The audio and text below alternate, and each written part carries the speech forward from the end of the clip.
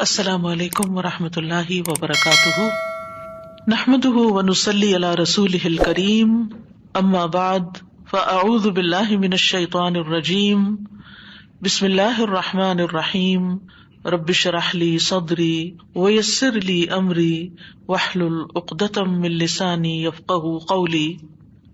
فاستغفروه ثم توبوا إليه إن ربي قريب مجيب۔ ان ربی قریب مجیب، یقیناً میرا رب قریب ہے، مجیب ہے، وہ میری باتوں کا، میری مانگی ہوئی دعاؤں کا جواب دیتا ہے۔ اس لیے اللہ سبحانہ تعالیٰ سے مانگتے رہنا چاہیے، دعا کرتے رہنا چاہیے، اصرار کے ساتھ، تکرار کے ساتھ، انشاءاللہ تمام مسائل حل ہو جائیں گے۔ اور پھر اللہ سبحانہ تعالیٰ کی تعریف میں کوئی کمی نہیں چھوڑنی چاہیے۔ نبی صلی اللہ علیہ وسلم نے فرمایا، کیا میں تمہیں شب و روز اللہ کے مسلسل ذکر کرنے سے افضل ذکر نہ بتاؤں؟ یعنی اگر کوئی شخص دن اور رات کے 24 گھنٹے ذکر کرتا رہتا ہے تو اس سے بہتر ایسے کلمات میں تمہیں سکھا دیتا ہوں کہ اگر تم ان کو پڑھو تو گویا تم ہر وقت ذکر میں ہو، بلکہ اس سے بھی بہتر۔ اور وہ کیا ہے؟ الحمدللہ عدد ما خلق، میں اللہ کی تعریف کرتا ہوں اس کی مخلوق کی گنتی کے برابر۔ عدد ما خلق جیسے دوسری تعریف میں ہم نے پڑھا، الحمدللہ ملء ما خلق، میں اللہ کی تعریف کرتا ہوں جس سے اس کی مخلوقات بھر جائیں۔ الحمدللہ عدد ما فی السماوات وما فی الارض، میں اللہ کی تعریف کرتا ہوں ان چیزوں کی گنتی کے برابر جو آسمانوں اور زمین میں ہیں۔ الحمدللہ عدد ما احصا کتابہ، میں اللہ کی تعریف کرتا ہوں ان چیزوں کی گنتی کے برابر جنہیں اس کی کتاب نے شمار کیا۔ والحمدللہ علی ما احصا کتابہ، اور میں اللہ کی تعریف کرتا ہوں اس پر جو اس کی کتاب نے شمار کیا۔ والحمدللہ عدد کل شیء، اور میں اللہ کی تعریف کرتا ہوں ہر چیز کی گنتی کے برابر۔ والحمدللہ ملء کل شیء، اور میں اللہ کی تعریف کرتا ہوں جس سے ہر چیز بھر جائے۔ یعنی اللہ سبحانہ تعالیٰ کی حمد، اس کی تسبیح اور اس کی بڑائی اس طرح بیان کرنی چاہیے جیسے سبحان اللہ عدد ما خلق، سبحان اللہ ملء ما خلق، اور الحمدللہ عدد ما خلق، الحمدللہ ملء ما خلق۔ تو رسول اللہ صلی اللہ علیہ وسلم نے یہ بھی فرمایا کہ تم ان کلمات کو خود بھی سیکھو اور اپنے بعد آنے والوں کو بھی سکھاؤ، یعنی صرف اپنے تک ہی نہ رکھو، اوروں کو بھی بتاؤ۔ لہٰذا آج کا ہوم ورک کیا ہے کہ آپ ان کلمات کو خود بھی پڑھیں گے اور آگے دوسروں کو بھی بتائیں گے۔ اس کے بھی الحمدللہ کارڈز موجود ہیں، یلو کلر کے کارڈز ہیں جن کے اوپر یہ حمد لکھی ہوئی ہے۔ ان کو ایسی جگہ پر لگا دیں کہ جہاں سے آپ روزانہ گزرتے ہوں، آپ کی نظر پڑتی ہو، تو کم از کم دن میں ایک بار ضرور ان کو پڑھیں، اور اتنا پڑھتے جائیں کہ آپ کو یاد بھی ہو جائیں اور آپ بغیر کسی سہارے کے خود بھی پڑھ سکیں۔ تو اللہ سبحانہ تعالیٰ کی اتنی حمد و ثنا جتنی اللہ نے اپنی مخلوقات پیدا کی، اور ان کا شمار صرف اللہ ہی کر سکتا ہے۔ اور اسی طرح الحمدللہ ملء ما خلق، یعنی جتنی جگہ ہیں اور جسم والی مخلوقات ہیں، یعنی جن سے پیمانے ناپے جاتے ہیں، ان سب چیزوں کو اللہ کی تعریف سے بھر دیا جائے۔ اور بات یہ ہے کہ ہم وہ بھی نہیں جانتے کہ وہ کتنی چیزیں ہیں، مراد کثرت تعداد ہے۔ اور پھر آسمان اور زمین میں جو کچھ بھی ہے ان کی تعداد کے برابر۔ اور پھر خاص طور پر الحمدللہ عدد ما احصا کتابہ، اور کتاب سے مراد لوح محفوظ ہے، یعنی جب سے اللہ تعالیٰ نے کائنات کو پیدا کیا ہے اس وقت سے لے کر اس کے اختتام تک ان چیزوں کی تعداد کے برابر جو لوح محفوظ میں لکھی جا چکی ہیں۔ اللہ سبحانہ تعالیٰ نے سب سے پہلے قلم کو پیدا کیا تھا اور اس سے کہا تھا لکھ۔ اس نے پوچھا کیا لکھوں؟ تو اللہ تعالیٰ نے کیا فرمایا؟ اول سے آخر تک، قیامت تک جو کچھ ہونے والا سب لکھ دو۔ اس کا مطلب یہ ہے کہ ساری باتیں لکھی ہوئی ہیں اللہ تعالیٰ کے پاس۔ وہ اللہ تعالیٰ کا علم ہے کہ کیا ہو رہا ہے اور کیا آئندہ ہونے والا ہے، قیامت تک کیا ہوگا، سب کچھ اللہ کو معلوم ہے، اور وہ سب کچھ لکھا ہوا بھی ہے۔ تو وہ کتنا ہے، یعنی ان کلمات کی تعداد ہم شمار ہی نہیں کر سکتے۔ وہ علم صرف کس کے پاس ہے؟ یعنی لوح محفوظ پر جو کچھ ہے وہ ہم نہیں جانتے کہ ہم کہیں کہ اتنے لاکھ اتنے کروڑ، نہیں، وہ صرف اللہ جانتا ہے۔ لہٰذا اللہ سبحانہ تعالیٰ سے ہم درخواست کرتے ہیں کہ اس کے برابر ہم آپ کی تعریف کرتے ہیں اور اس کو آپ شمار کر لیجئے. اور پھر والحمد للہ علی ما احصا کتابہ، یعنی جو کچھ لوح محفوظ میں لکھا ہوا ہے اس پر بھی اللہ کی تعریف اور شکر ہے، کیونکہ لوح محفوظ میں جو کچھ بھی لکھا ہوا ہے، جو تقدیر لکھی ہوئی ہے، وہ سب اللہ کی رحمت عدل اور فضل پر دلالت کرتا ہے. بہت سے لوگ ان دو باتوں کے درمیان فرق نہیں سمجھ پاتے، اس لیے یہ وضاحت کرنا ضروری ہے. ایک یہ کہ لوح محفوظ میں جو کچھ لکھا ہے اس کی گنتی کے برابر میں تعریف کرتا ہوں، اور دوسرا یہ کہ جو بھی اللہ نے اس میں لکھ دیا ہے ہمیں اس پر اعتراض نہیں. اللہ نے جو لکھا عدل انصاف کے ساتھ لکھا، کسی پر کوئی ظلم اور زیادتی نہیں کی. اللہ تعالیٰ کسی پر ظلم نہیں کرتا. وما ربک بظلام للعبید، تو آپ کا رب بندوں پر ظلم کرنے والا نہیں. لہذا تقدیر کے فیصلوں پر کسی کو اعتراض نہیں ہونا چاہیے، کسی کو ناراض نہیں ہونا چاہیے. تو ہم اس تقدیر کے لکھے جانے پر بھی اللہ کی تعریف کرتے ہیں کہ اللہ نے جو لکھا صحیح لکھا، اللہ نے جو اپنی کتاب قرآن میں لکھا صحیح لکھا، اور جو اللہ تعالیٰ نے لوح محفوظ میں لکھا اس پر بھی ہم راضی ہیں، اس پر بھی ہم اللہ کی تعریف کرتے ہیں، کیونکہ ایسا کوئی اور کر ہی نہیں سکتا. تو مطلب یہ ہے کہ بندہ مومن جب اپنے رب کی عظمت کو ذہن میں لاتا ہے جس کی کوئی انتہا نہیں، تو اس وقت اس کے دل سے پھر تعریف ہی تعریف نکلتی ہے. آج ہم انشاءاللہ اللہ سبحانہ تعالیٰ کی مدد کے ساتھ حصول علم کی دعاؤں کے بارے میں بات کریں گے. اللہ سبحانہ تعالیٰ اپنے نبی کو حکم دیتے ہیں وَقُلْ رَبِّ زِدْنِی عِلْمًا، اور آپ کہہ دیجئے کہ اے میرے رب میرے علم میں اضافہ فرما. سوال یہ پیدا ہوتا ہے کہ اللہ تعالیٰ نے نبی صلی اللہ علیہ وسلم کو علم میں ہی اضافے کے لیے دعا مانگنے کو کیوں کہا؟ یعنی کوئی اور چیز کیوں نہیں کہی گئی کہ اس میں اضافہ کیا جائے، علم میں ہی کیوں اضافہ کیا جائے؟ اور ویسے بھی آپ جانتے ہیں کہ نبی صلی اللہ علیہ وسلم ہر روز فجر کی نماز کے بعد جو دعا مانگا کرتے تھے وہ کیا تھی؟ اللہم انی اسألک علما نافعا وعملا متقبلا ورزقا طیبا. اس سے یہ پتہ چلتا ہے کہ ہر مسلمان کے ڈیلی 3 گولز ہیں، اور یہ ڈیلی کرنے والے کام ہیں. ان میں کوئی سمر بریک نہیں ہے، ان میں کوئی ونٹر بریک نہیں ہے، ان میں کوئی ویکینڈ نہیں ہے، ان میں کوئی اسپرنگ بریک نہیں ہے. نو بریک، ایوری ڈے، روزانہ، ہر روز علما نافعا. یہ وہ چیز ہے کہ جس کے بغیر ہم رہ نہیں سکتے. جیسے روز رزقا طیبا چاہیے ہوتا ہے، اللہ ہمیں پاکیزہ رزق عطا فرما. روز بھوک لگتی ہے، روز کھاتے ہیں، اور ہارڈلی کوئی فجر کی نماز سے پہلے ناشتہ کرتا ہوگا. پہلے ہم نماز پڑھتے ہیں اور اس میں ہم علم کی دعا کرتے ہیں اور رزق کی دعا کرتے ہیں، پھر رزق کی طرف جاتے ہیں. اور تیسرا ہمارا ڈیلی گول کیا ہونا چاہیے کہ اللہ آج کا دن دیا ہے، اچھے اچھے کاموں کی توفیق عطا فرما، ان نیک اعمال کی توفیق دے. ایک اور روایت میں عملاً صالحاً بھی آتا ہے، صالحاً متقبلا، یعنی ایسا نیک عمل کرے کہ جو تیری بارگاہ میں قبول ہو جائے. کرنے کا کام کیا ہے آپ کے؟ ایک اسٹیکی نوٹ لیں، اس پر یہ دعا لکھیں، اور جہاں آپ فجر کی نماز پڑھتے ہیں یا نمازیں پڑھتے ہیں وہاں ساتھ دیوار پر لگا لیں. اگر بھول جائیں، نماز پڑھ کے اٹھ گئے، اچانک نظر پڑی، دوبارہ پڑھ لیں. کیونکہ جن چیزوں کی ہمیں بچپن سے عادت نہیں نا، ان کو اس ایج میں عادت ڈالنا بھی ایک کام ہوتا ہے.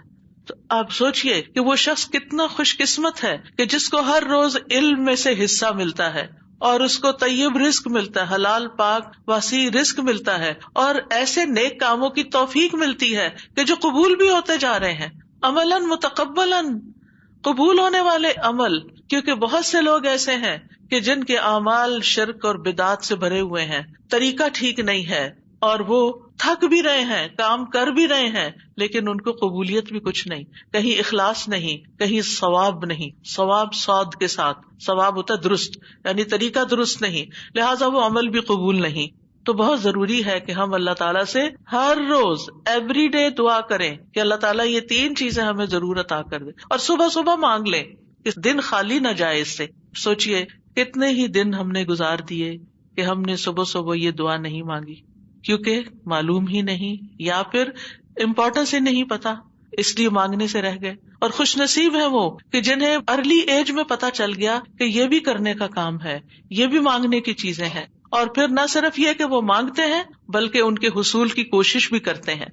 علم حاصل کرنے کی ایسے ہی کوشش کرتے ہیں جیسے نماز کے بعد اٹھ کے ناشتہ کرنے کی کوشش کرتے ہیں اور دن بھر کا مینیو پلان کرتے ہیں، آج کیا پکانا ہے، کیا لانا ہے، کیا کھلانا ہے، کیا کرنا ہے، اور اس میں سے بھی بہترین چیز کا انتخاب کرتے ہیں.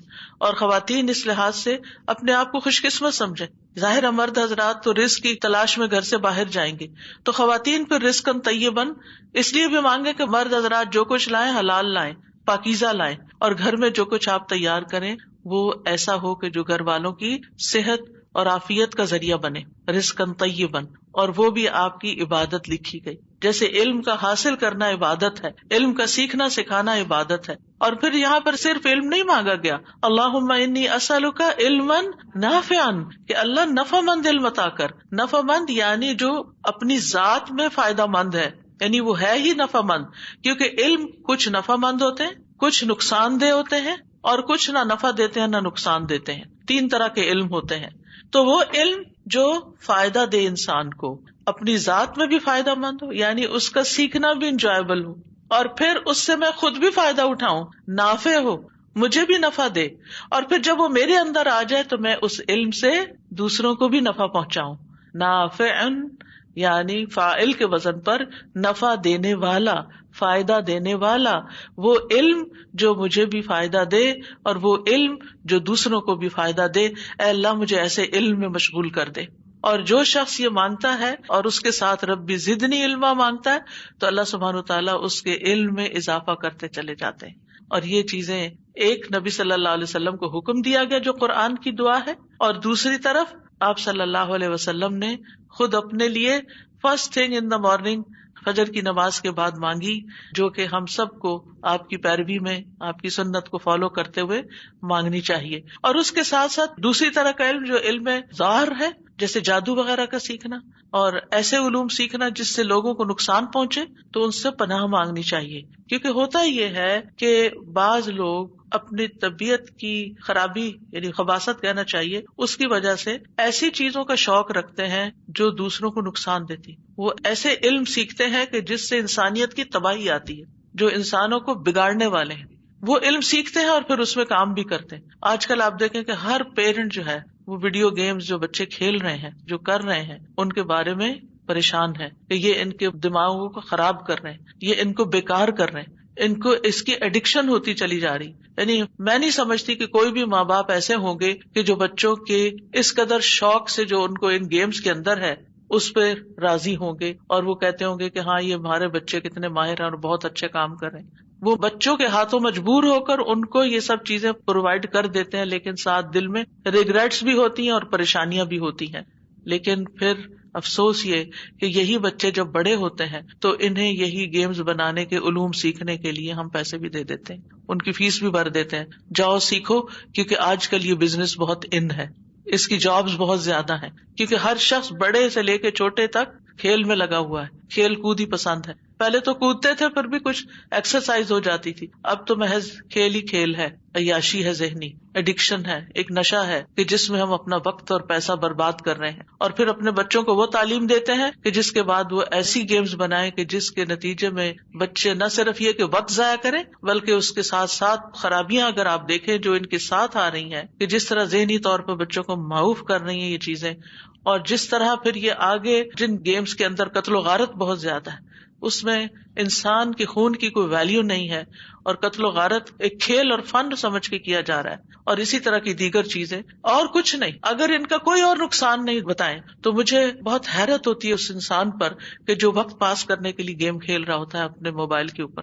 ہاں اگر آپ کا کوئی مقصد ہے، اپنے ذہن کو کچھ تیز کرنا ہے یا کوئی میتھ سیکھنا ہے یا کوئی اور ایسی اسکل آپ سیکھ رہے ہیں، وہ الگ بات ہے، وہ اس سے ایگزمپٹ کیا جا سکتا ہے کہ جو آپ کو نفع دینے والی چیز ہے، کیونکہ وہ تو ہمارا مطلوب ہے. لیکن وہ چیزیں جو نقصان دے رہی ہیں وہ ہم سیکھ بھی رہے ہیں، سکھا بھی رہے ہیں اور اس پر مال بھی لگا رہے ہیں، ہم کہاں کھڑے؟ کیا ہم اس سے جو ارننگ ہماری ہے پھر وہ رزقاً طیباً ہوگا؟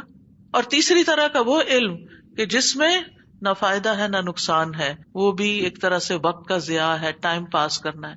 کچھ لوگ ایسے سبجیکٹس لے لیتے ہیں جو just for the sake of learning, بس ڈگری لینی ہے سیکھنا سکھانا اس میں سے کچھ نہیں. بھاری فیسیں دیتے ہیں بچے, دن رات ویکینڈز پہ نائٹس کو جابس کرتے ہیں کہ یونیورسٹی کی فیس دینی ہے, لیکن پوچھو کیا پڑھ رہے ہیں اور کیا کیا سبجیکٹس پڑھ رہے ہیں. بعض ان میں سے ایمان گنوانے والے اور بعض ان میں سے کسی کام کے نہیں, وہ صرف فیلنگ ہے کہ ڈگری کی ریکوائرمنٹ ہے, حاصل کچھ نہیں. تو آپ سوچئے کہ ہمیں کس قدر اس دعا کی ضرورت ہے کہ اللہ سبحانہ وتعالی ہمیں علم نافع عطا فرمائے. علم جو ہے یہ جہل کا اپوزٹ ہے, اور علم کا مطلب ہوتا ہے کسی چیز کو اس کی اصل حقیقت پر ٹھوس طریقے سے معلوم کرنے, سالڈ وے میں. اور علم جو ہے وہ 3 طرح کے ہیں, نافع, ضار اور تیسرا نہ نافع نہ ضار. اور پھر آپ دیکھیے کہ جو علم نافع ہیں ان میں سب سے پہلے دینی اور شرعی علم آتے ہیں, جن کا سیکھنا فرض عین ہے, جن کے بارے میں نبی صلی اللہ علیہ وسلم نے فرمایا طلب العلم فریضۃ علی کل مسلم. علم طلب کرنا ہر مسلمان پر فرض ہے. ہر مسلمان پر کون سا علم حاصل کرنا فرض ہے؟ جس سے وہ اپنا ایمان بچا سکے, جس سے وہ اپنی آخرت میں کامیابی حاصل کر سکے. یہ علم سب سے افضل علم ہے. اسی لیے نبی صلی اللہ علیہ وسلم نے فرمایا خیرکم من تعلم القرآن وعلمہ, تم میں سے بہترین وہ ہے جو قرآن سیکھے اور اس کو سکھائے. یعنی یا سیکھنے والے بن جاؤ یا سکھانے والے بن جاؤ, دونوں ہی بہترین کام کر رہے ہیں. دوسری طرح کا علم دنیاوی علم ہے, اور اس میں بھی نفع مند علوم موجود ہیں جو انسان کی زندگی گزارنے کے لیے بہت ضروری ہیں, جیسے طب ہے, میڈیسن ہے, تجارت ہے, بزنس ہے, زراعت ہے, صنعت ہے, اسکلز ہیں مختلف طرح کی جو انسان کی زندگی کو گزارنے کے لیے فائدہ مند ہے. مثلا کپڑے کیسے بنائے جاتے ہیں, گھروں کی کنسٹرکشن کیسے ہوتی ہے, گاڑیاں کیسے بنتی ہیں, یہ سارے علم نافع ہیں کیونکہ یہ انسان کی ضروریات پوری کر رہے ہیں. اور یہ علم جو ہے اس کا سیکھنا مسلمان پر فرض کفایہ ہے. اگر کچھ لوگ سیکھ رہے ہیں تو باقیوں کا بھی فرض ادا ہو جائے گا, لیکن اگر مسلمانوں میں سے کوئی بھی جدید دور کے علوم جو انسانیت کے لیے فائدہ مند ہے وہ سیکھ نہیں رہے تو پھر ساری امت گناہگار ہوگی. کیونکہ جب انسان دنیا کے علوم نہیں سیکھتا تو پھر کیا ہوتا ہے, وہ پیچھے رہ جاتا ہے, اور جب آپ پیچھے رہ جاتے ہیں تو آپ پر ذلت اور محتاجی مسلط کر دی جاتی ہے. پھر فیصلے آپ کے ہاتھ میں نہیں رہتے, فیصلہ وہی کرتا ہے جو علم کی پاور رکھتا ہے, جس کے پاس علم ہوتا ہے. ہم دیکھتے ہیں کہ انبیاء علیہ السلام کو بھی اللہ تعالیٰ نے مختلف سکلز سکھائی تھی. جیسے داؤد علیہ السلام کو لوہے کی صنعت کا علم سکھایا گیا تھا. قرآن مجید میں آتا ہے وَأَلَنَّا لَهُ الْحَدِيدَ, کہ ہم نے اس کے لیے لوہے کو نرم کر دیا تھا, اور اس سے کہا کہ کشادہ زرہیں بناؤ اور اندازے کے مطابق اس کی کڑیاں جوڑو, اور اے آل داؤد نیک عمل کرو. یعنی صرف کام نہیں بلکہ نیک اعمال بھی, اور جو کچھ تم کر رہے ہو بلا شبہ میں اسے خوب دیکھ رہا ہوں. اور داؤد علیہ السلام کی عبادت کا بھی حال آپ کو معلوم ہے کہ کس طرح وہ عبادت کرتے تھے, کس طرح وہ روزے رکھتے تھے, ایک دن روزہ رکھتے تھے ایک دن نہیں, اس کے باوجود کام کرتے تھے, لوہے سے زرہیں بناتے تھے, لوہے کا فن جانتے تھے. ہم روزہ رکھ لیں تو پھر سوچتے ہیں کہ اب اور کوئی کام نہیں ہو سکتا کیونکہ ہم روزے سے ہیں. داؤد علیہ السلام راتوں کو جاگتے تھے, رات کا ایک تہائی حصہ جاگتے, پھر سوتے, پھر 1/6 پہ جاگتے. اس کے باوجود وہ دن میں کام کرتے تھے, اور نہ صرف یہ کہ وہ نبی تھے بلکہ بادشاہ بھی تھے, لوگوں کے فیصلے بھی چکاتے تھے اور ساتھ ساتھ علم بھی حاصل کرتے تھے. تو ہمیں اپنی زندگی کے اندر کچھ اس طرح کی روٹین بنانی چاہیے اور اپنے آپ کو اس طرح تیار کرنا چاہیے کہ دین دنیا کو ساتھ لے کر چل سکیں. یہ نہیں کہ دنیا کی طرف ہوئے تو دین بھول گیا اور دین کی طرف ہوئے تو دنیا بھول گئی. پھر ایسا علم حاصل کرنا چاہیے کہ جس کے حاصل کرنے کی ترغیب بھی دی گئی ہو اور اس کے لیے حرص بھی رکھی جائے. نبی صلی اللہ علیہ وسلم نے فرمایا جس چیز سے تمہیں حقیقی نفع پہنچے اس میں حرص رکھو. احرص علی ما ینفعک, جو چیز فائدہ دیتی ہے دین میں دنیا میں اس کی حرص رکھو. واستعن باللہ, اور اللہ سے مدد مانگو. ولا تعجز, اور مایوس ہو کے نہ بیٹھ جاؤ, عاجز ہو کے نہ بیٹھ جاؤ, میں نہیں کر سکتا, آئی کانٹ ڈو اٹ. ہمت نہیں ہارو, محنت کرو, آگے بڑھو. پھر آپ دیکھیے کہ سب سے ضروری علم جس کا سیکھنا واجب ہے وہ کیا ہے؟ فَاعْلَمْ أَنَّهُ لَا إِلَهَ إِلَّا اللَّهُ, علم حاصل کرو, جان لو کہ بے شک اللہ کے سوا کوئی معبود نہیں. سب سے پہلا علم جو انسان کو سیکھنا چاہیے وہ توحید کا علم ہے, اللہ تعالیٰ کے ایک ہونے کا, وحدانیت کا. اس کے بعد عبادات کا علم حاصل کرنا چاہیے کیونکہ اللہ نے ہمیں اپنی عبادت کے لیے پیدا کیا ہے. ہمیں سیکھنا چاہیے کہ ہم وضو کیسے کریں, طہارت کس چیز سے ہوتی ہے, کس چیز سے طہارت ختم ہو جاتی ہے, تیمم کیسے کرتے ہیں, بیمار ہو جائیں تو نماز کیسے پڑھتے ہیں. یہ سب چیزیں سیکھنے سے تعلق رکھتی. یہ نہیں کہ جس وقت بیمار ہوئے تو پھر آپ کسی کو فون کریں کہ مجھے بتائیں تیمم کیسے کرتے ہیں اور تیمم کی مٹی میں کہاں سے لاؤں. یہ سب چیزیں ہر گھر میں پہلے سے ہی ہونی چاہیے. کیونکہ بیماری کا تو کوئی پتہ نہیں. گھر کے کسی بھی انسان کو کسی وقت کچھ بھی ہو سکتا ہے, تو کیا نماز چھوڑ دی جائے گی؟ افسوس یہ کہ بعض لوگ لا علمی اور جہالت کی وجہ سے کئی دن کی نمازیں چھوڑ بیٹھتے ہیں, حالانکہ نماز تو ایک وقت کی بھی معاف نہیں ہے. کیسے چھوڑ دی؟ کیسے دل مانا کہ نماز چھوڑ دی جائے؟ اگر جسم میں سخت نہ بھی ہو, ہل بھی نہ سکتے ہو اور کچھ بھی نہ کر سکتے ہو, تب بھی جب وقت آ جائے تو زبان ہلتی ہو تو نماز پڑھ لیں, اور اگر زبان بھی نہیں ہلتی تو دل میں پڑھ لیں, لیکن نماز نہیں چھوڑی جا سکتی. تیمم پیکس بھی الحمدللہ الہدا اسٹال پر موجود ہیں. ہر گھر کے اندر وہ پیک ہونا چاہیے. احتیاطی طور پر جیسے اور چیزیں رکھی ہوتی ہیں وہ موجود ہونا چاہیے, تاکہ اگر کسی وقت بھی کوئی ایسی کیفیت ہے کہ پانی سے نقصان ہو رہا ہے یا اٹھ کے وضو کرنے کی ہمت طاقت نہیں, تو انسان تیمم کر لے. پھر اسی طرح یہ کہ نماز کیسے پڑھیں. حی علی الصلاۃ کورس جو ہے وہ آپ میں سے ہر ایک کو کرنا چاہیے کہ نماز کے سارے سٹیپس پتہ ہوں. پھر یہ کہ نماز میں خشوع کیسے لائیں. پھر دیگر عبادات, آج کل رمضان ہے تو کس چیز سے روزہ بریک ہوتا ہے اور کس چیز سے وہ مکروہ ہو جاتا ہے, روزے سے متعلق جتنے بھی احکامات ہیں. پھر اعتکاف ہے, پھر اس کے بعد عید آ رہی ہے, عید کیسے منائیں. یہ ساری چیزیں سیکھنے سے تعلق رکھتی ہیں. یہ تو ضروری علم ہے جن کے بغیر گزارا ہی نہیں. پھر لوگوں سے معاملہ, والدین کے ساتھ کیسا سلوک کریں, شوہر اور بیوی ایک دوسرے کے ساتھ کیسے پیش آئیں, اولاد کی تربیت کیسے کریں, گھرداری کیسے کریں, یہ سب کچھ بھی سیکھنے کا ہے. اس علم کو بھی حاصل کرنا چاہیے. اور پھر آپ دیکھیے کہ اس درجے کا سیکھے کہ کوئی الجھن اور شک باقی نہ رہے. آج میں اگر پوچھوں کہ سجدہ صاحب کب کیا جاتا ہے تو بہت سے لوگ شک کا شکار ہوں گے, پتہ نہیں اس چیز پہ سجدہ صاحب ہے یا نہیں. اور کیا ہم نماز میں بھولتے نہیں ہیں؟ ہم سب بھول جاتے ہیں کچھ نہ کچھ. تو جب سجدہ صاحب ہی نہیں کرنا آیا تو ہم نے تو نماز ناقص کر دی اپنی. یہ بھی سیکھنے کی چیز ہے. اسی طرح ہمیں حلال حرام کے بارے میں سیکھنا چاہیے. کیا چیزیں اللہ نے ہمارے لیے حلال کی ہیں, کیا چیزیں ہمارے لیے حرام ہیں, ہم کیا کر سکتے ہیں کیا نہیں. اور وہ صرف کھانے پینے کی حد تک نہیں کہ یہ میٹ کون سا جھٹکے کا ہے یا ذبیحہ ہے یا نان ذبیحہ ہے, اس کے بارے میں ہم صرف سمجھتے ہیں یہی حلال حرام ہے. صرف یہی نہیں ہے, اور بھی چیزیں کچھ حرام ہیں, ان کی تفصیل بھی ہمیں معلوم ہونی چاہیے. اور پھر یہ لباس کے معاملے میں ایک مسلمان عورت کیا پہن سکتی ہے کیا نہیں پہن سکتی, اس کا بھی ہمیں علم ہونا چاہیے. اور نہ صرف یہ کہ عورت بلکہ مرد کو بھی کتنا سطر اپنا ڈھانپنا ہے, کیونکہ دین کے احکامات صرف عورتوں کے لیے نہیں آئے, سب کے لیے آئے ہیں. پھر اسی طرح لباس میں کیسا لباس نہیں پہن سکتے کہ سی تھرو ہو یا اتنا ٹائٹ ہو کہ آپ کے جسم کا ایک حصہ نظر آ رہا ہے. مثلا اگر آپ نے ایسی ٹائٹس پہنی ہوئی ہیں کہ جس سے آپ کی لیگس کی پوری شیپ نظر آ رہی ہے, آپ کے ہپس نظر آ رہے ہیں, تو ایسے لباس کے ساتھ آپ عورتوں کے سامنے بھی نہیں جا سکتے. عورتوں کے سامنے بھی صرف گھٹنے سے نیچے تک آپ ٹانگ ننگی کر سکتے ہیں, اس سے اوپر نہیں. لیکن جب ہم سوچتے ہیں یہاں کیا فرق پڑتا ہے, یہاں تو عورتیں ہی ہیں. نہیں, عورتیں بھی ہیں, تب بھی آپ کے جسم کے یہ حصے ڈھکے ہوئے ہونے چاہیے. آپ لانگ شرٹ پہن لیں. اگر آپ کو بازار میں ایسے پاجامے نہیں ملتے کھلے ٹراؤزر کے جس سے آپ کی لیگس کا سائز نہ پتا چلے, تو پھر آپ لانگ شرٹس پہنے یا کوئی اسکرٹ پہنے کہ جس سے آپ کا جسم ڈھک جائے. اور پھر آپ دیکھیے کہ ہمیں یہ سیکھنا چاہیے کہ ہمیں اللہ تعالیٰ نے اور کن کاموں کا حکم دیا اور کن کاموں سے روکا ہے.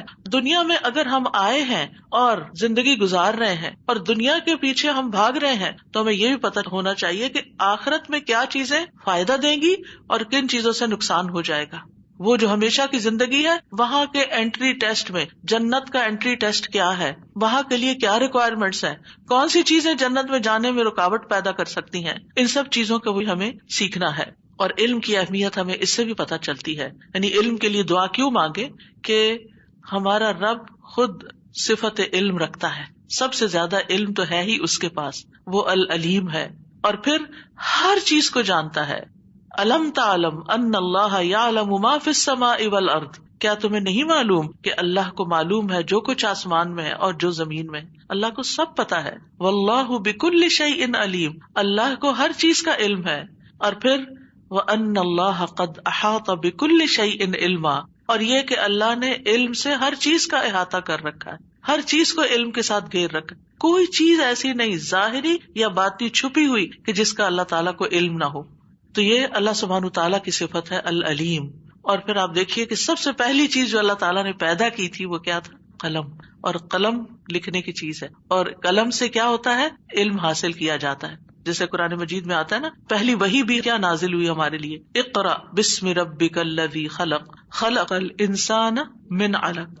اقرأ, وَرَبُّكَ الْأَكْرَمُ الَّذِي عَلَّمَ بِالْقَلَمِ، وہ جس نے قلم کے ساتھ تعلیم دی. تو لکھنا جو ہے وہ لازمی حصہ ہے. مثلاً جو لوگ گھروں پہ سن رہے ہیں یا جو لوگ بعد میں آڈیو سنتے ہیں، وہ جب سننے لگتے ہیں تو اپنی نوٹ بک اور اپنا قلم لے کے بیٹھا کریں، یا جہاں بھی آپ اپنے نوٹس ٹائپ کرتے ہیں تو عمل کی جو ضروری باتیں کرنے کی ہوتی ہیں، تھنگس ٹو ڈو، وہ کم از کم لیکچر میں سے ضرور نوٹ کر لیا کریں تاکہ آپ کا یہ علم محفوظ ہو اور ہم اس پر عمل بھی کر سکیں.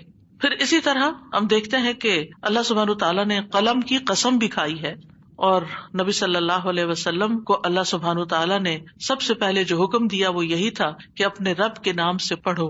پہلی وحی، اس نے انسان کو ایک جمع و خون سے پیدا کیا، ایمبریولوجی بتا دی ساری، پڑھ اور تیرا رب ہی سب سے زیادہ کرم والا ہے. یعنی علم کا حاصل کرنا اور علم کا سکھانا یہ اللہ تعالیٰ کے کرم کی نشانی ہے کہ اس نے ہمیں نہ صرف یہ کہ سکھایا، پیغمبر بھیجے ہمارے لیے اور علم والوں کی فضیلت بیان کی، بلکہ ہمیں اس کی تلقین بھی کی. اور اس کے بارے میں بھی آتا ہے الرحمن علم القرآن خلق الانسان علمہ البیان، اس بے حد رحم کرنے والے نے یہ قرآن سکھایا ہے، یعنی اس نے خود قرآن سکھایا ہے. اس نے انسان کو پیدا کیا اور اسے بات کرنا سکھائی، کمیونیکیشن. علم کے لیے کیا ضروری ہوتا ہے؟ کمیونیکیشن، بولنا، سننا، سمجھنا. تو یہ بھی اللہ سبحانہ تعالیٰ نے ہمارے لیے آسان کیا. اگر انسان علم کے لیے نہ بولتا ہے نہ سیکھتا ہے تو پھر اس میں اور حیوان میں کیا فرق ہے؟ حیوان کی زبان نہیں ہے، اس کا حلق نہیں ہے، اس کے دانت نہیں ہے، گائے بھینس کے ہیں نا، لیکن کیا وہ ہماری طرف بول سکتے؟ وہ ساری چیزیں موجود ہیں لیکن بول نہیں سکتے، صرف بیں بیں کی آواز نکال سکتے ہیں. ہم کیسے بول لیتے ہیں؟ یہ اللہ کی خاص قدرت سے خاص رحمت اور خاص فضل ہے کہ اس نے ہمیں بولنا سکھا دیا، جس کے لیے زبان اور حلق اور دانت اور ہونٹ اور یہ ساری چیزیں ریکوائرڈ ہوتی ہیں. ان سب کے ساتھ ہمیں بہترین طریقے سے قرآن سکھایا. الرحمن علم القرآن. پھر ہم دیکھتے ہیں کہ انبیاء کی صفت بھی یہی رہی ہے. پہلے انسان کی تخلیق کے ساتھ ہی سب سے پہلے جو چیز دی گئی وہ کیا تھا؟ علم تھا. جب حضرت آدم کی روح جو ہے ناک تک پہنچی، ان کو چھینک آئی تو انہیں کیا سکھایا گیا؟ الحمدللہ کہنا. تو پہلا علم بھی الحمدللہ، اللہ کی حمد و ثنا والا. اور پھر اس کے بعد تمام چیزوں کا علم. تو اس سے تقسیم بھی پتہ چلتی ہے کہ پہلا علم جو فرض درجے میں سیکھنا چاہیے وہ اللہ کے بارے میں، اللہ تعالیٰ کا شکر کیسے ادا کرے، اس کے دین کے بارے میں، اور آغاز بھی اسی سے کرنا چاہیے. اور دوسرا علم وعلم آدم الاسماء کلہا، اس نے آدم کو سب کے سب نام سکھا دیے. اور نام دنیا کی مخلوقات کی چیزوں کے نام ہے جو اللہ تعالیٰ نے سکھائے، یہ دنیا کا علم ہے. اور اسی کی بنا پر آدم علیہ السلام کو پھر سجدہ کروایا گیا. اور بعض کہتے ہیں ہا اولا سے مراد انبیونی باسماء ہا اولائی، اس سے مراد انبیاء علیہ السلام ہے جن کے نام آدم علیہ السلام کو بتائے گئے تھے کہ آپ کی اولاد میں سے یہ نیک نیک لوگ پیدا ہونے والے ہیں. بہرحال تو فرشتوں پر فوقیت، فرشتوں کے ذریعے سجدے کا حکم کس وجہ سے تھا؟ علم کی بنا پر تھا کہ فرشتے ان چیزوں کے نام نہیں بتا سکے تھے جن کے نام آدم علیہ السلام نے بتا دیے تھے. اور پھر ہم یوسف علیہ السلام کے بارے میں پڑھتے ہیں قرآن مجید میں، اللہ تعالیٰ فرماتے ہیں وَإِنَّهُ لَذُو عِلْمٍ لِمَا عَلَّمْنَاهُ، یقیناً وہ بڑے علم والا تھا اس وجہ سے کہ ہم نے اسے سکھایا تھا. پھر اسی طرح ابراہیم علیہ السلام کے بارے میں آتا ہے، کہتے یا ابت انی قد جاءنی من العلم ما لم یأتک، اے ابا جان میرے پاس ایسا علم ہے جو آپ کے پاس نہیں آیا، یعنی ہدایت کا علم. یعقوب علیہ السلام کے بارے میں آتا ہے، انہوں نے کہا انی اعلم من اللہ ما لا تعلمون، میں اللہ کی طرف سے وہ باتیں جانتا ہوں جو تم نہیں جانتے. موسیٰ علیہ السلام نبی ہونے کے باوجود علم حاصل کرنے کے لیے سفر کرتے ہیں. کس کے پاس جاتے ہیں؟ خضر علیہ السلام کے پاس جاتے ہیں اور پھر ان سے جا کے ریکویسٹ کرتے ہیں هل اتبعک علی ان تعلمنی مما علمت رشدا، آپ کے پاس جو رشد ہے، جو ہدایت ہے، جو علم ہے، کیا آپ مجھے اجازت دیتے ہیں کہ میں آپ کو فالو کروں، آپ کے ساتھ رہوں، کہ آپ اس میں سے مجھے بھی کچھ سکھا دیں؟ تو جب خضر علیہ السلام نے ان کو سکھانا شروع کیا، کشتی میں سوار ہوئے تو انہوں نے کیا کہا؟ انہوں نے دیکھا کہ ایک چڑیا نے چونچ سے دریا کا پانی لیا ہے. خضر نے فرمایا اللہ کی قسم میرا علم اور آپ کا علم اللہ کے علم کے مقابلے میں اس سے زیادہ نہیں جتنا اس چڑیا نے دریا کا پانی اپنی چونچ میں لیا ہے. تو ایک علم تھا علم وحی جو موسیٰ علیہ السلام کے پاس تھا، اور ایک علم تھا جو خضر علیہ السلام کے پاس تھا. تو اس سے بھی علم کی تقسیم ہو جاتی ہے. تو خضر علیہ السلام نے کہا تھا کیا آپ کے لیے یہ کافی نہیں کہ آپ کے پاس تورات ہے، آپ کے پاس وحی آتی ہے؟ اے موسیٰ میرے پاس جو علم ہے آپ کے لیے اس کو پورا جاننا مناسب نہیں، اور جو آپ کے پاس علم ہے وہ میرے لیے مناسب نہیں کہ میں وہ سارا سیکھوں، نہیں میری ضرورت نہیں. یعنی یہ اللہ تعالیٰ کی تقسیم ہے، کسی کو کوئی علم دیا اور کسی کو کوئی علم دیا. تو اسی طرح دنیا میں بھی ویرائٹی ہے، علوم کی بہت سی شاخیں بھی ہیں. خود دین کے علم کے اندر بہت سی ویرائٹی ہے کہ کچھ لوگ قرآن کی تجوید کے، اس کی ترتیل کے، اس کی تلاوت کے ایکسپرٹ ہوتے ہیں، کچھ اس کے معنی اور فہم اور غور و فکر اور تدبر کے ایکسپرٹ ہوتے ہیں، کوئی قراء ہوتے ہیں، کوئی مفسر ہوتے ہیں، کوئی محدث ہوتے ہیں، کوئی فقیہ ہوتے ہیں، اور اسی طرح بہت ساری چیزیں، بہت سی برانچز ہیں علم کی. ہر انسان ہر چیز نہیں سیکھ سکتا، لیکن سب سے پہلے اللہ کی معرفت کا علم سیکھنا، کہ اللہ کو پہچانا جائے، اس کی کتاب کو سیکھنا، یہ لازم ہے. اور اتنا علم کم از کم ضرور، یعنی آپ ایکسپرٹ کے لیول پر نہ بھی سیکھیں تو اتنا علم ضرور سیکھیں کہ جس سے آپ عمل کر سکیں، عملاً متقبلاً آپ کر سکیں. تو قرآن کے ساتھ سنت کا علم بھی آپ کے لیے سیکھنا لازم ہے. نبی صلی اللہ علیہ وسلم کو معلم بنا کر بھیجا گیا تھا، انما بعثت معلما. اور پھر آپ دیکھیں کہ آپ نے آ کر کیا سکھایا، کما ارسلنا فیکم رسولا منکم یتلو علیکم آیاتنا ویزکیکم ویعلمکم الکتاب والحکمۃ ویعلمکم ما لم تکونوا تعلمون.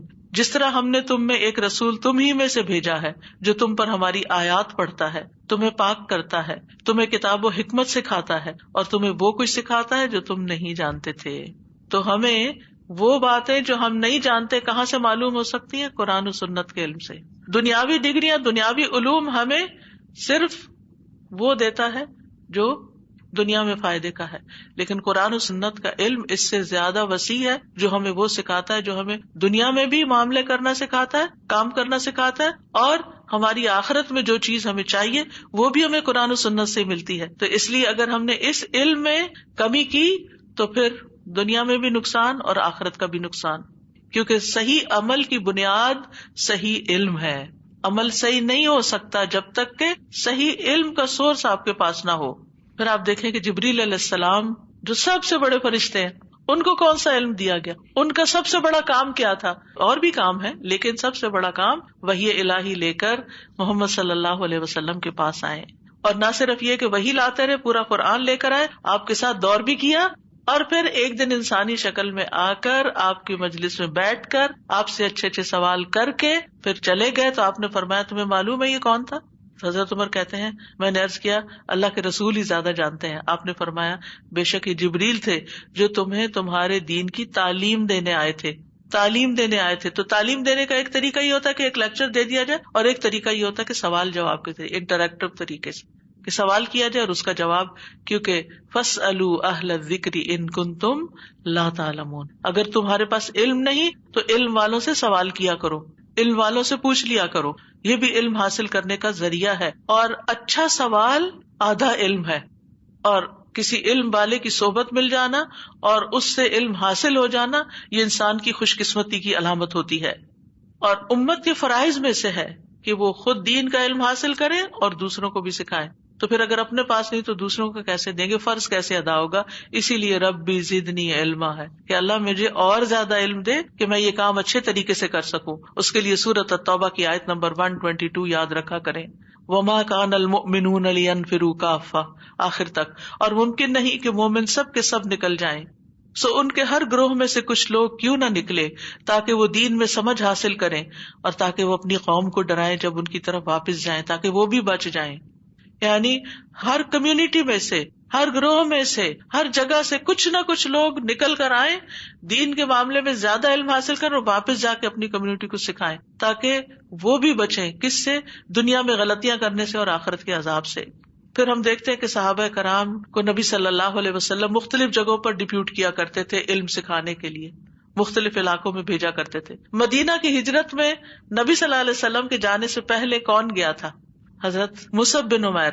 اور نبی صلی اللہ علیہ وسلم کی آمد سے پہلے وہ ایک بڑا حصہ قرآن کا وہاں سکھا چکے تھے، بے شمار لوگوں کو مسلمان کر چکے تھے، اور پھر جو سیکھ چکے تھے وہ آگے اوروں کو سکھا رہے تھے. تو مدینہ کی فضا ہموار ہو چکی تھی آپ کے جانے سے پہلے. اور پھر ہم دیکھتے ہیں کہ نبی صلی اللہ علیہ وسلم نے معاذ بن جبل کو یمن کی طرف بھیجا. آپ نے فرمایا کہ تم اہل کتاب کی ایک قوم کے پاس جا رہے ہو، انہیں سب سے پہلے اس بات کی دعوت دینا کہ وہ ایک اللہ کو مانے اور میری رسالت کو مانے. جب یہ بات سمجھ آ جائے تو پھر انہیں بتانا کہ اللہ تعالیٰ نے ایک دن رات میں 5 نمازیں فرض کی. ایک ہی دن میں سب کچھ نہیں سکھانا، پہلے اللہ کی پہچان اور رسول اللہ صلی اللہ علیہ وسلم کی پہچان. اور پھر اس کے بعد نمازیں. اور جب وہ نماز پڑھنے لگے تو انہیں بتانا کہ اللہ نے ان کے مالوں میں زکوٰۃ فرض کی ہے, گریجولی اینڈ سلولی. پھر جو ان کے امیروں سے لی جائے گی ان کے غریبوں کو لوٹا دی جائے گی. اور جب وہ اس کا اقرار کر لیں تو ان سے زکوٰۃ میں عمدہ مال لینے سے پرہیز کرنا. ان کا مال اونٹ اور بکریاں وغیرہ ہوتے, یعنی کہ جب وہ زکوٰۃ نکال کے لائیں تو یہ نہیں کہ یہ اونٹ تھوڑا سا مجھے کمزور لگ رہا ہے, مجھے وہ اونٹ چاہیے, ایسا نہیں کرنا. پھر آپ دیکھیے کہ اللہ تعالیٰ کے نزدیک علم والوں کا مقام بھی بلند ہے. آپ بلندی چاہتے ہیں نا, اللہ کے نزدیک بلندی چاہتے ہیں نا, آخرت میں بلند درجے چاہتے ہیں, تو علم سے رشتہ استوار کریں اور باقاعدہ سیکھیں اس کو.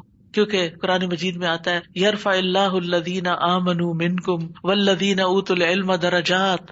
اللہ ان لوگوں کو درجوں میں بلند کرے گا جو تم میں سے ایمان لائے اور جنہیں علم دیا گیا, یعنی ان کے درجات اور زیادہ بلند ہو جائیں. انسان ہر آیت سیکھنے پر ایک درجہ اور اللہ کے قریب ہوتا ہے اور بلند درجہ ملتا ہے اس کو. اور پھر اگر کوئی بات سمجھ نہیں آتی تو فاسألوا اہل الذکر ان کنتم لا تعلمون, استاد کے پاس جائیں اور علم حاصل کریں اور گھر سے نکلیں. کیونکہ کوئی شخص مسجد میں جا کر ایک آیت سیکھتا ہے, 2 سیکھتا ہے, 3, جتنی سیکھتا ہے اتنی اونٹنیاں لے کر آتا ہے. اور نبی صلی اللہ علیہ وسلم نے اس کے بارے میں باقاعدہ فرمایا کیا تم میں سے کوئی یہ نہیں چاہتا کہ اس کے پاس موٹی تازی ایسی اونٹنیاں ہو جو اس کو مفت مل جائے بغیر کسی قطع رحمی کے اور بغیر کسی ظلم کے. اور وہ یہ ہے کہ وہ مسجد میں جائے اور آیتیں سیکھے, ایک آیت سیکھے تو 1 اونٹنی, 2 تو 2, اور جتنی چاہے وہ سیکھے. تو مطلب یہ ہے کہ انسان جب اپنے گھر سے نکلتا ہے, مسجد کا رخ کرتا ہے اور جا کر باقاعدہ بیٹھ کر علم کی مجلس میں علم حاصل کرتا ہے, بہت بڑے خزانے لے کے واپس آتا ہے. آپ جائیں کسی کے گھر میں, جائیں کسی بازار میں, جائیں کسی اور جگہ, کیا آپ اتنا مال اکٹھا کر کے لا سکتے ہیں؟ نہیں. ایک دن کی جاب کر کے آپ 3 اونٹنیاں خرید سکتے ہیں. اس زمانے میں چونکہ اونٹ ہوتے تھے اور ان کا وہ سب سے قیمتی مال اونٹ ہوتے تھے, جس پہلے بھی میں نے آپ کو بتایا تھا. اربوں کے نزدیک لفظ مال بولا ہی اونٹ پر جاتا تھا. اور ہمارے بھی پنجاب میں مال کا لفظ گائے بھینس کے اوپر بولا جاتا تھا. مال کو باندھ دو, مال کو پانی پلاؤ. تو کہتے ہیں مال کو پانی پلاؤ. بچپن میں جب میں نے سنا تو سمجھ نہیں کہ مال کیا ہے, پھر پتا چلا یہ بھینس گائے جو ہے یہی مال ہے. تو زمینوں والوں کا سب سے بہترین مال یہ ہوتا ہے. تو نبی صلی اللہ علیہ وسلم نے اس دور کے حساب سے سب سے بہترین مال یہ بتایا.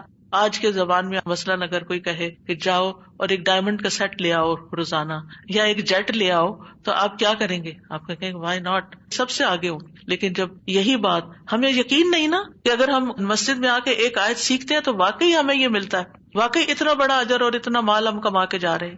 ہم سمجھتے ہیں کہ دنیا کی کوئی جاب کر لی, چند ڈالر مل گئے, ہم سب سے زیادہ امیر ہو گئے. اور وہ بھی پتہ نہیں جو اتنی محنت سے کما رہے ہماری قسمت میں ہیں بھی کہ نہیں کہ ہم ان کو استعمال کر سکیں.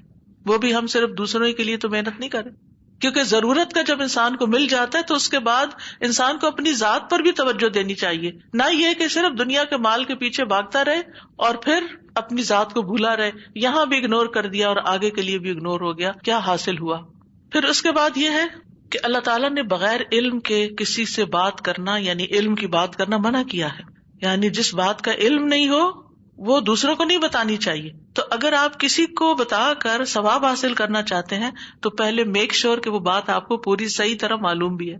کیونکہ لما تقولون ما لا تفعلون, وہ کیوں کہتے ہو جو تم کرتے نہیں ہو, یعنی تمہیں صحیح پتہ ہی نہیں ہے اور صحیح اس پر عمل ہی نہیں ہے. کبر مقتا عند اللہ ان تقولوا ما لا تفعلون, اللہ کے نزدیک یہ بڑی ناراضگی کی بات ہے کہ تم وہ کہو جو تم کرتے نہیں. تو علم حاصل کرنا بہت ضروری ہے, اور صرف حاصل کرنا نہیں بلکہ اس کے لیے دعا مانگنا, کیونکہ جب آپ دعا مانگیں گے نا تو اللہ تعالیٰ آپ کے لیے رستے آسان کر دیں گے, پھر رستے کھل جائیں گے, پھر آپ کو یہ نعمت ملنا شروع ہو جائے گی. سب سے بڑی دولت ہے یہ. وہ بچپن میں رائٹنگ اردو کی کرواتے تھے نا, تو ایک سینٹینس لکھ کے دیتے تھے کہ اس کے نیچے لکھو. تو علم سب سے بڑی دولت ہے. تو وہ سمجھ تو نہیں آتی تھی کہ دولت کس طرح ہو گئی کہ اس سے کچھ خرید ہی نہیں سکتے اور نہ کچھ حاصل ہوتا ہے, لیکن حقیقت یہ ہے کہ علم سب سے بڑی دولت ہے. اللہ تعالیٰ فرماتے ہیں قل هل يستوي الذين يعلمون والذين لا يعلمون, کہہ دیجئے کیا برابر ہو سکتے ہیں وہ لوگ جو علم رکھتے ہیں اور وہ جو علم نہیں رکھتے؟ برابر نہیں ہے. اللہ کی نگاہ میں برابر نہیں ہے, عمل کرنے کے اعتبار سے برابر نہیں ہے, نتیجے اور انجام کے لحاظ سے برابر نہیں ہے, جنت میں ان کے درجے برابر نہیں ہے, برابر نہیں ہے. سیکھتے جائیں, زیادہ حاصل کریں, زیادہ سیکھیں تاکہ درجے بلند ہوتے چلے جائیں. پھر یہ کہ علم کی بدولت اللہ تعالیٰ کی معرفت اور اللہ تعالیٰ کی خشیت حاصل ہوتی ہے. انما یخشی اللہ من عبادہ العلماء, اللہ سے تو اس کے بندوں میں سے صرف علم والے ہی ڈرتے ہیں. اللہ تعالیٰ کی صحیح عبادت کرنے کے لیے، صحیح طریقے پر کام کرنے کے لیے علم کی ضرورت ہے. علم کیوں حاصل کریں؟ تاکہ پوری بصیرت کے ساتھ اللہ کی عبادت کر سکیں، پوری بصیرت کے ساتھ ہم لوگوں کو دین کی دعوت دے سکیں. کیونکہ جو شخص علم کے بغیر اللہ کی عبادت کرتا ہے وہ ایسے ہی ہے جیسے کوئی صحرا میں بغیر ڈائریکشن کے سفر کر رہا ہو. تو ہر شخص کے لیے ضروری ہے کہ علم حاصل کرے، اور پھر جس کو علم حاصل کرنے کا راستہ مل جاتا ہے، اس کو اسباب مہیا ہو جاتے، اس کو استاد مل جاتا ہے، اس کو پلیٹ فارم مل جاتا ہے، تو یہ سمجھے کہ اللہ تعالیٰ کی طرف سے بھلائی کا ارادہ ہو گیا ہے. من یرد اللہ بہ خیرا یفقہہ فی الدین، جس کے ساتھ اللہ بھلائی چاہتا ہے اس کو دین کی سمجھ دے دیتا ہے، اس کے لیے یہ رستے آسان کر دیتا ہے، یہ رستے ہموار کر دیتا ہے. علم کی بدولت انسان جہالت اور گمراہی کے اندھیروں سے نکل کر روشنی کی طرف آ جاتا ہے. وَيُخْرِجُهُم مِّنَ الظُّلُمَاتِ إِلَى النُّورِ بِإِذْنِهِ وَيَهْدِيهِمْ إِلَىٰ صِرَاطٍ مُّسْتَقِيمٍ. اللہ سبحانہ وتعالیٰ ایسے لوگوں کو جو اللہ کی رضا کے اوپر چلیں اور روشن واضح کتاب کی پیروی کریں، ان کو اندھیروں سے نکال کے روشنی کی طرف لے آتا ہے. اور پھر یاد رکھیے کہ علم کے بغیر عمل گمراہی ہوتی ہے، کیونکہ آپ کو رستہ ہی نہیں پتا، آپ کو پتا نہیں کرنا کیا ہے، کیا کرنا ہے، کیسے کرنا ہے، کب کرنا ہے، پتہ ہی نہیں ہے. اور آپ کر رہے ہیں جب آپ کا دل چاہتا ہے، جو دل چاہتا ہے، جب دل چاہتا ہے نماز پڑھ لیتے ہیں، جیسے دل چاہتا ہے آپ پڑھ لیتے ہیں. آپ تو اپنی خواہش کی پیروی کر رہے ہیں، آپ اللہ تعالیٰ کا حکم تھوڑی مان رہے ہیں. نام آپ نے اس کا نماز رکھا ہوا ہے، لیکن آپ کا طریقہ ہی صحیح نہیں ہے، آپ کو آتا ہی نہیں ہے، آپ کو مطلب ہی نہیں پتا کہ یہ کیا کہہ رہا ہوں میں اللہ تعالیٰ کے سامنے. تو پھر آپ کس طرح کی نماز پڑھ رہے ہیں، کیا نماز پڑھ رہے ہیں؟ یاد رکھیے کہ قرآن مجید میں پناہ مانگی گئی ہے. اہدنا الصراط المستقیم صراط الذین انعمت علیہم غیر المغضوب علیہم ولا الضالین. اللہ ہمیں ضالین میں شامل نہ کرنا.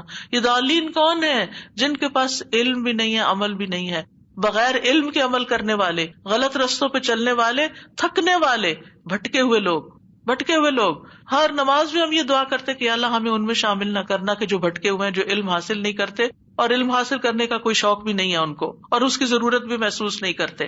تو جو شخص کام کر رہا ہے عبادت کا، محنت بھی بہت کر رہا ہے، تھک رہا ہے، مگر علم کچھ نہیں کہ ٹھیک کر رہا ہے یا غلط، تو وہ ایسے رستے پہ چل رہا ہے جو اللہ کا رستہ نہیں ہے.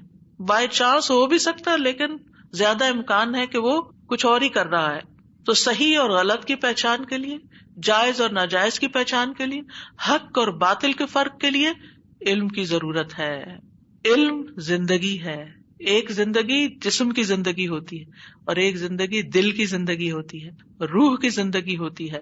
اللہ تعالیٰ فرماتے ہیں یا ایھا الذین آمنوا استجیبوا للہ وللرسول اذا دعاکم لما یحییکم. اے لوگوں جو ایمان لائے ہو، اللہ اور اس کے رسول کی دعوت قبول کر لو جب وہ تمہیں اس چیز کی دعوت دیں جو تمہیں زندگی بخشتی ہے، جس سے تمہیں زندگی حاصل ہوتی ہے. امام ابن قیم کہتے ہیں اللہ سبحانہ تعالیٰ نے دلوں کے لیے علم کو ایسے بنایا ہے جیسے زمین کے لیے بارش بنائی ہے. تو جس طرح زمین کی زندگی بارش کے بغیر نہیں، اسی طرح دل کی زندگی علم کے بغیر نہیں ہوتی. دل مردہ رہتا ہے، ہاں علم کی روشنی آتی ہے تو وہ زندہ ہونا شروع ہو جاتا ہے.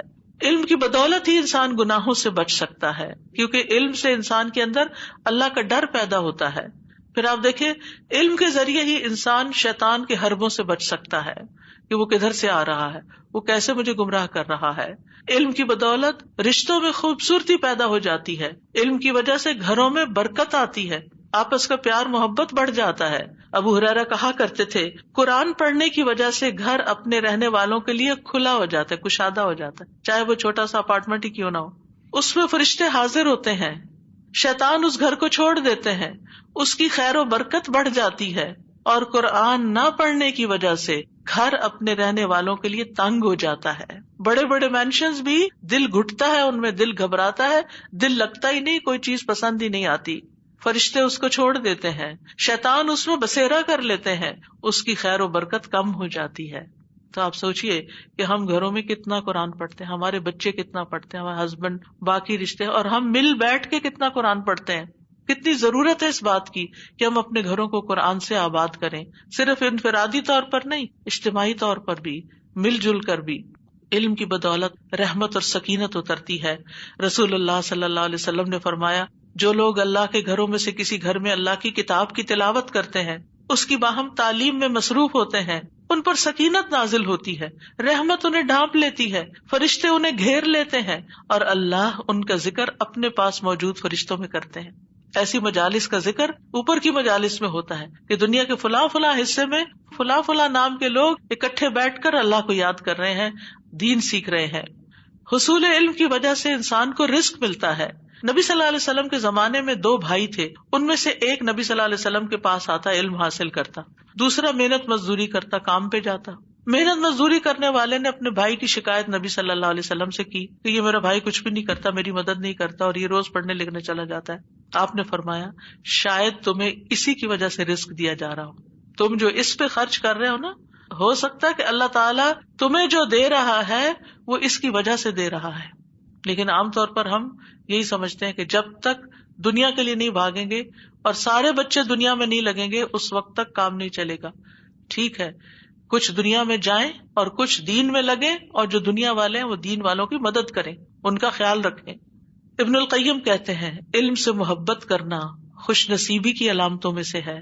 خوش قسمت ہے وہ انسان جو علم سے محبت رکھتا ہے، اور علم سے نفرت کرنا بدبختی کی علامتوں میں سے۔ بد قسمت ہے وہ انسان جو علم کے سیکھنے سکھانے کو بیکار کا کام سمجھتا ہے۔ آخرت کی تیاری کے لیے بھی علم حاصل کرنا ضروری ہے۔ واتقوا اللہ واعلموا انکم ملاقوہ، اللہ سے ڈرتے رہو اور یہ جان لو کہ تم اس سے ملنے والے ہو، اور وہ ملاقات کیسی ہوگی، اور قیامت کے دن سوال ہوگا کہ علم کتنا حاصل کیا اور پھر اس پر عمل کیا کیا، علم حاصل کیا یا نہیں کیا، کیا تو کیا کیا، اور پھر اس پر عمل کیا کیا۔ اور جنت کی طرف جانے کے لیے بھی علم چاہیے۔ من سلک طریقا یلتمس بہ علما سہل اللہ لہ طریقا الی الجنہ، جو شخص علم کا راستہ اختیار کرتا ہے تو اللہ تعالیٰ اس کے لیے جنت کا راستہ آسان کر دے گا۔ حدیث کے الفاظ ہیں، بے شک فرشتے طالب علم کے لیے، طالب علم کی رضا کے لیے اپنے پر بچھاتے، یعنی اس کو راضی کرنے کے لیے، اس کو خوش کرنے کے لیے۔ یہ چیزیں آج ہمیں نظر نہیں آ رہی، کل قیامت کے دن نظر آئیں گی کہ کس طرح فرشتے مجلسوں کو ڈھانپتے تھے، اور کس طرح فرشتے ویلکم کرتے تھے، اور کس طرح وہ سکینت اتارتے تھے، اور یہ ساری چیزیں کل اللہ تعالیٰ آپ کو دکھائے گا۔ یاد رکھیے علم کی ضرورت تو کھانے پینے سے بھی زیادہ ہے۔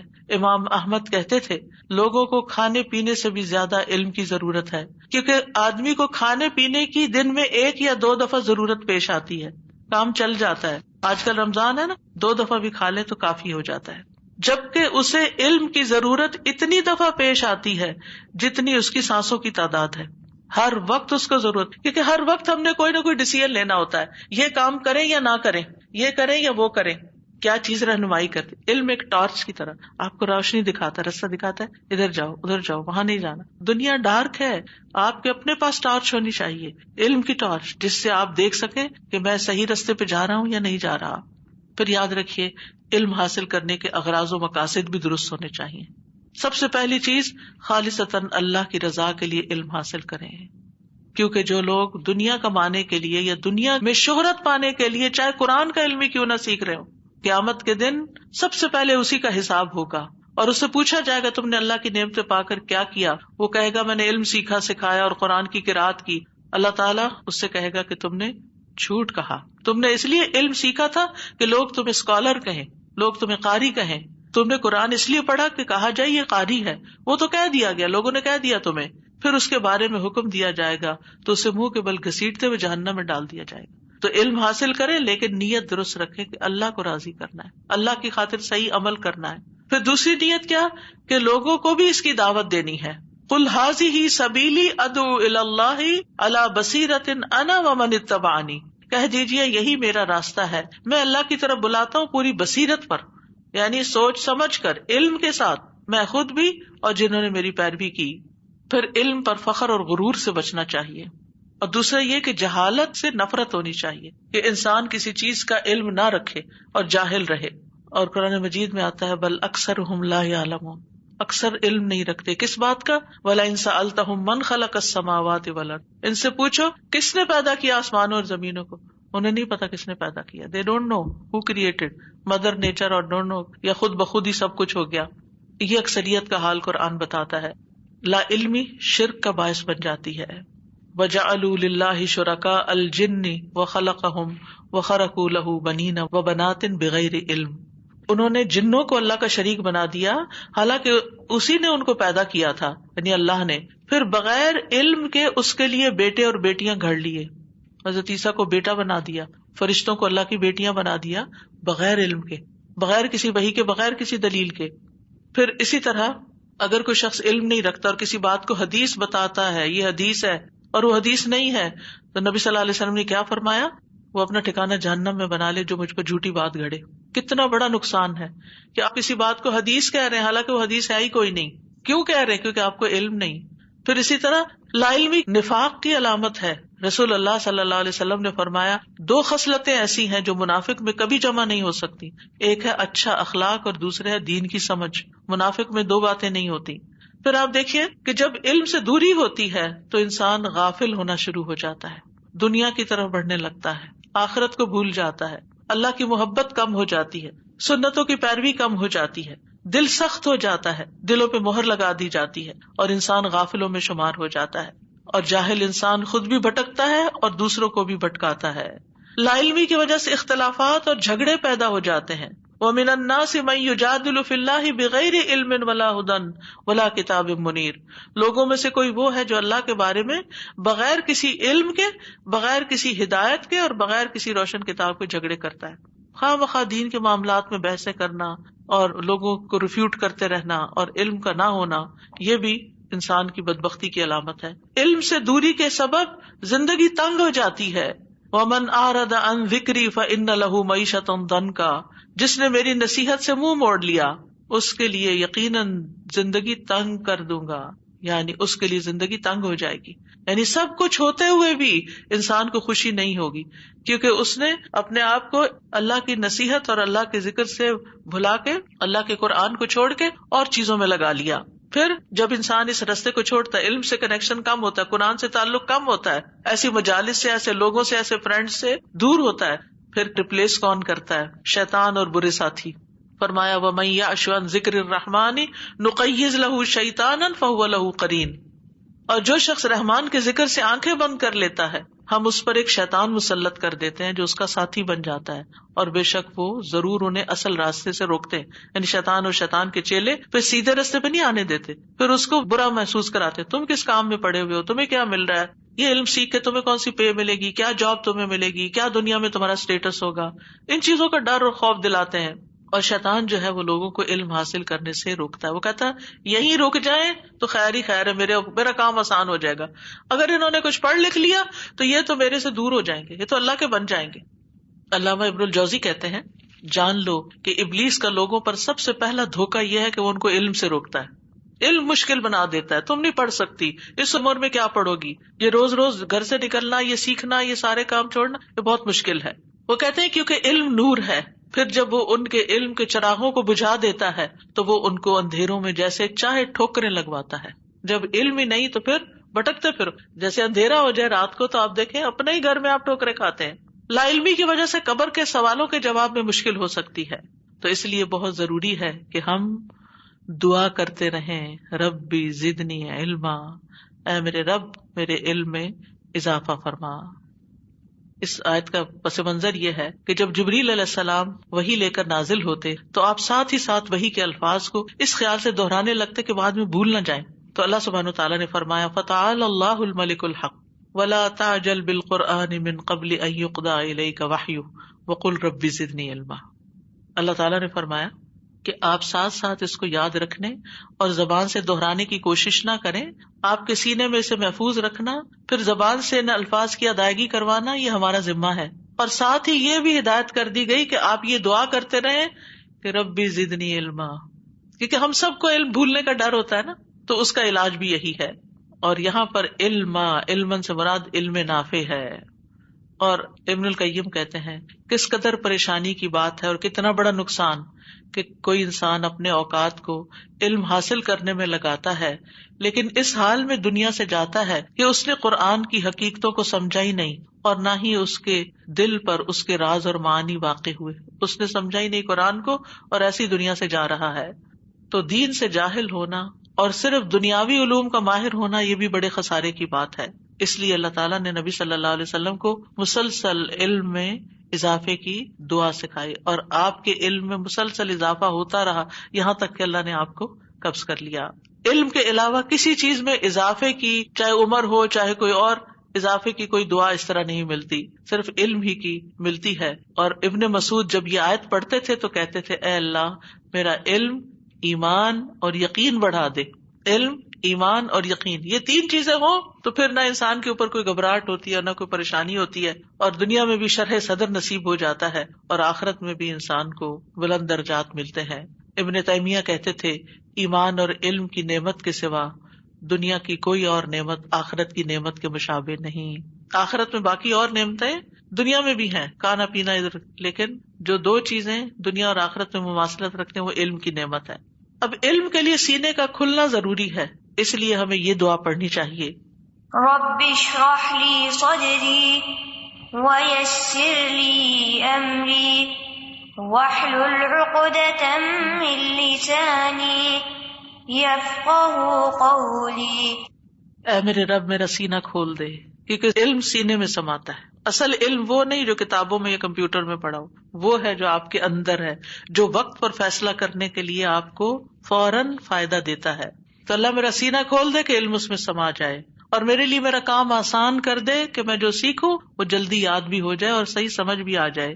اور پھر اگر میں اس کو آگے بتانا چاہوں تو میری زبان کی گرہ کھول دے. اور زبان کی گرہ دونوں طرح ضروری ہے، سیکھنے کے لیے بھی ضروری ہے اور سکھانے کے لیے. اور یہاں خاص طور پر یفقہوا قولی، تاکہ لوگوں کو میری بات سمجھ آ جائے، کمیونیکیشن آسان ہو جائے. اور یہ دعا موسیٰ علیہ السلام نے اس وقت مانگی تھی جب وہ فرعون کے سامنے دعوت توحید دینے جا رہے تھے. تو سینہ علم کے ساتھ ساتھ کھلتا جاتا ہے، وسیع ہوتا جاتا ہے، سینے کی گھٹن دور ہوتی چلی جاتی ہے، انسان کے اندر سے پریشانیاں ختم ہوتی چلی جاتی ہیں، اللہ تعالیٰ پر اعتماد اور توکل بڑھتا چلا جاتا ہے، انسان پر اللہ تعالیٰ کی رحمتیں اور برکتیں نازل ہونے لگتی ہیں، گھروں میں سکون پیدا ہو جاتا ہے، گھروں کی زندگی تنگ نہیں ہوتی، آسان ہو جاتی ہے. اور پھر یہ کہ دعوت اللہ کا کام جب انسان کرتا ہے تو اس کو لگتا ہے کہ واقعی اس نے کچھ کیا ہے. اور پھر یاد رکھیے کہ جب دعا مانگے تو یہ مانگے اللہم انی اسألک علما نافعا واعوذ بک من علم لا ینفع. اے اللہ میں تجھ سے نفع مند علم کا سوال کرتا ہوں اور فائدہ نہ دینے والے علم سے تیری پناہ میں آتا ہوں. اوپر ہم اس کی وضاحت کر چکے ہیں کہ کچھ علم ایسے ہوتے ہیں جو نقصان دہ ہوتے ہیں یا وہ فائدہ ہی نہیں دیتے، تو اللہ ان دونوں سے مجھے نجات دے، وہ سکھا جو مجھے فائدہ دے یہاں بھی اور آگے بھی. اور پھر نبی صلی اللہ علیہ وسلم فجر کے بعد مانگتے تھے اللہم انی اسألک علما نافعا ورزقا طیبا وعملا متقبلا.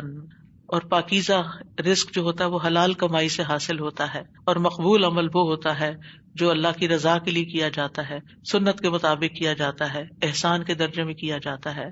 پھر ایک اور دعا بھی ہے اللہم انفعنی بما علمتنی وعلمنی ما ینفعنی وارزقنی علما تنفعنی بہ. اے اللہ جو تو نے مجھے سکھایا اس کے ذریعے مجھے نفع دے، اور مجھے وہ چیز سکھا دے جو میرے لیے فائدہ مند ہو، اور مجھے ایسا علم عطا فرما جس کے ذریعے تو مجھے نفع دے. یعنی اللہ میں صرف سیکھتی نہ جاؤں بلکہ جو سیکھا ہے اس سے مجھے فائدہ بھی حاصل ہو، اور پھر اور سیکھوں جو میرے فائدے کا ہو، اور مجھے ایسا علم عطا کر جس کے ذریعے میں فائدہ اٹھاؤں. تو فائدے کی دعا کرنی چاہیے کہ نفع مند علم عطا کرے اللہ تعالیٰ. اور پھر ایک اور دعا بھی ہے اللہم انی اعوذ بک من علم لا ینفع ومن قلب لا یخشع ومن نفس لا تشبع ومن دعوت لا یستجاب لها. اے اللہ میں تجھ سے ایسے علم سے پناہ مانگتا ہوں جو نفع دینے والا نہ ہو، اور ایسے دل سے پناہ مانگتا ہوں جو ڈرنے والا نہ ہو، یا اللہ تیری خشیت والا دل ہو، اور ایسے نفس سے جو سیر ہونے والا نہ ہو، جس کی خواہشات ہی کبھی نہیں پوری ہوئی، اور ایسی دعا سے جو قبول ہونے والی نہ ہو، یعنی میری دعاؤں کو قبولیت بھی عطا فرما.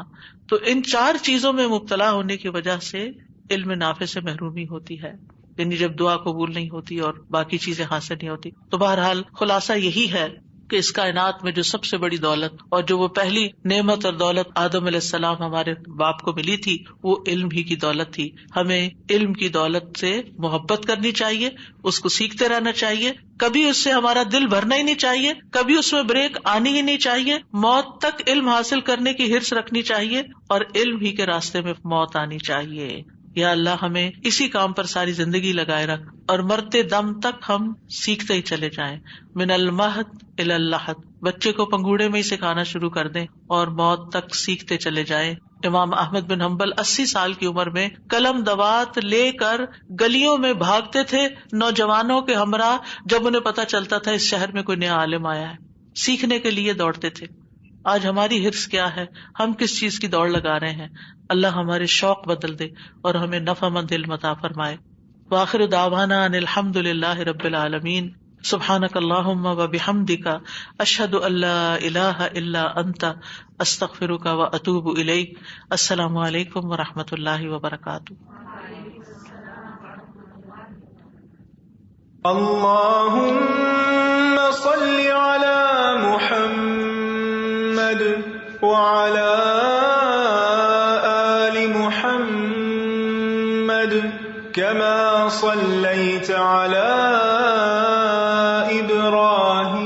إبراهيم وعلى آل إبراهيم إنك حميد مجيد.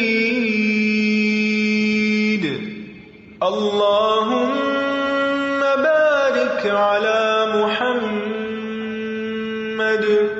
وعلى آل محمد كما باركت على